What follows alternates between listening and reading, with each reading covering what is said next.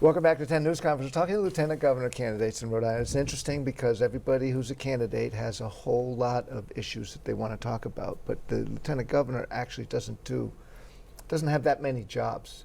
Traditionally, people are able to, when they get into the office, pick an issue and push for it. And I know Elizabeth Roberts was quite successful in pushing for health care and Health Source Rhode Island. But the Long-Term Care Coordinating Council is one of the three things that the Lieutenant Governor is charged with being on the commission or heading the commission. So, Mr. Jones, what would you like to see, what would you want to do with the Long-Term Care Coordinating Council? Sure. So again, I would voluntarily serve. I wouldn't take a salary. I wouldn't hire a staff. I would, I'm currently on the North Kingstown Arts Council. Before that, I served on the Water Council when I lived in East Greenwich. So I am experienced on voluntarily serving on boards and commissions. As I mentioned earlier in the broadcast, I'm a communications guy, new media.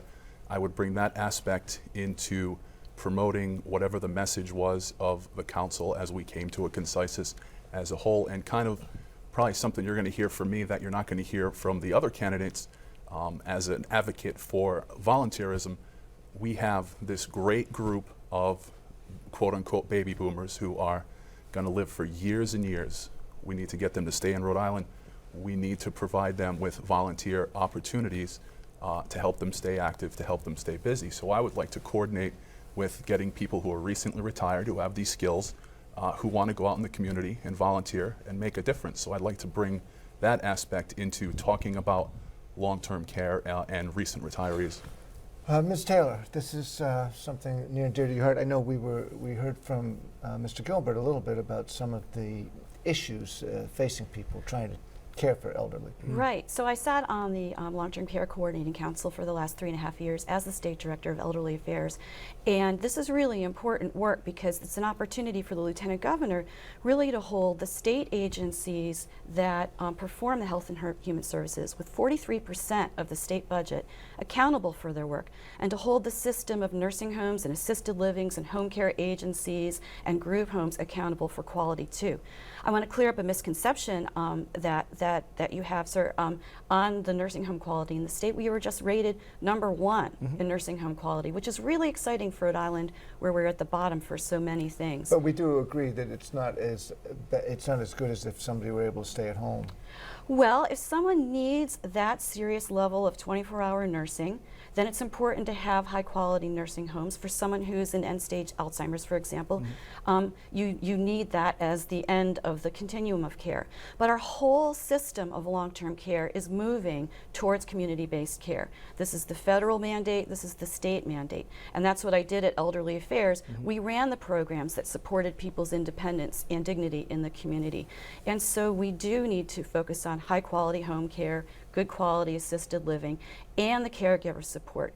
The Lieutenant Governor and I were actually called upon by the General Assembly a couple of years ago to write the state plan on Alzheimer's, which we did. And then we wrote a work plan to check off the recommendations.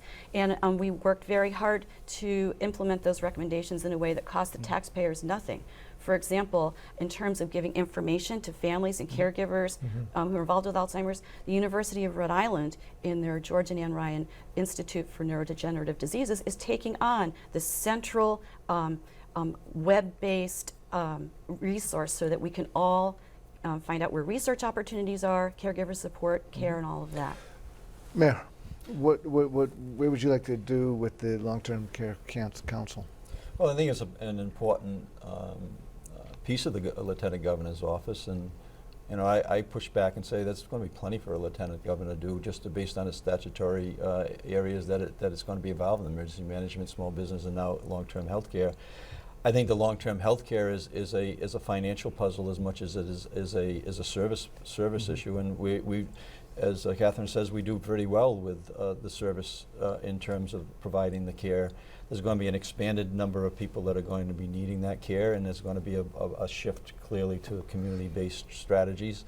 But it's going to be, you're going to have to figure out, and I think that's where my small business background and my business background is going to be able to really help, and my experience as a mayor bringing municipalities together, I've got the ability to bring people together, and we're going to need to get a formula, a financial formula, and they're going to need to reset that in terms of the distribution of those dollars, whether they're going into, the Medicaid dollars are going to need to be shifted more into home health care, and I think that's a reality, but it's going to take a lot of work to figure out how to actually make that happen. Okay. Let me, Mr. Gilbert, let you Yes. have another crack at long-term health care. Well, I just think that in response to Mrs. Taylor's comments, it's great that we committee everything to death. The fact of the matter is there are people at home that don't have the health care that they need, and they want to stay at home, but they can't. Is that a function of her department not performing correctly? I'm not saying that at all.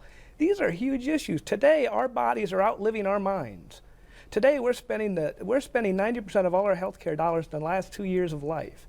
And at the same time, we're trying to educate people from, the small 6-year-olds. My mother always said it's better to raise a child than repair an adult. And it's one of those things I try and live by. But when it comes to long-term health care issue, like you said, we're outliving our bodies. We got to figure out how we're going to handle that end of those end times. I'm not trying to be morbid at all, but this is realistically, there's only so many finite dollars that we have. I believe trying to keep people in the home is one of those things that's very important. And how do you do that? While nursing homes get a great ranking, I think most people prefer to be with their son, their daughter, their mother, their brother, their father, their son. I think that's very important. Hospice is one of those things that we look at too, because this isn't just long-term care. A lot of these people are never leaving. It's sad. These are hard social issues to tackle.